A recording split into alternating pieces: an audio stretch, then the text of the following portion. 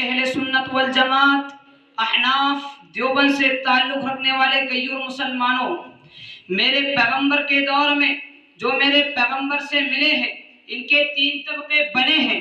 ایک طبقہ وہ ہے جس نے میرے پیغمبر کا کلمہ تو پڑھا ہے لیکن پیغمبر کے گھر کا فرد نہیں ہے، اس کو اصطلاح میں اصحاب پیغمبر کہتے ہیں۔ ایک طبقہ وہ ہے جس نے میرے پیغمبر کا کلمہ بھی پڑھا ہے، پیغمبر کے گھر کا فرد بھی ہے لیکن پیغمبر کا جزو بدن نہیں ہے، اس کو اصطلاح میں ازواج پیغمبر کہتے ہیں۔ ایک طبقہ وہ ہے جس نے میرے پیغمبر کا کلمہ بھی پڑھا ہے، پیغمبر کے گھر کا فرد بھی ہے، پیغمبر کا جزو بدن بھی ہے، اس کو اصطلاح میں آل پیغمبر کہتے ہیں۔ دیوبند والا اصحاب پیغمبر کو بھی مانتا ہے، ازواج پیغمبر کو بھی مانتا ہے، آل پیغمبر کو بھی مانتا ہے۔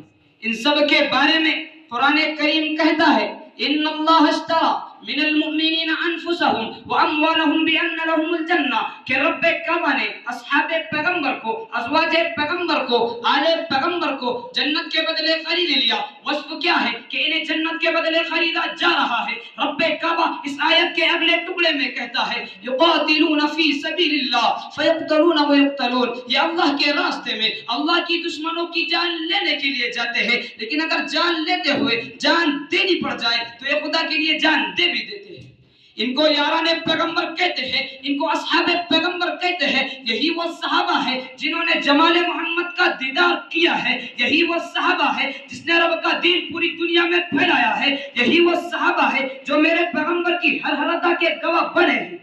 اس لیے کہ میرے پیغمبر فاران کی چوٹی پر چڑھے ہیں، دیکھا صحابہ نے ہیں، نبی بدر میں ہے، نبی احد میں ہے، نبی مکہ کی گلیوں میں ہے، نبی مدینہ کے کوچوں میں ہے، دیکھا صحابہ نے ہیں، نبی پر آسمان سے قرآن اترا ہے، دیکھا صحابہ نے ہیں، نبی کو دین بیان کرتے دیکھنے والے بھی صحابہ ہیں۔ اس لیے میں کہا کرتا ہوں اگر صحابہ کو درمیان سے نکال دیا جائے تو پھر قرآن قرآن نہیں رہتا، پھر شریعت شریعت نہیں رہتی، پھر دین دین نہیں رہتا۔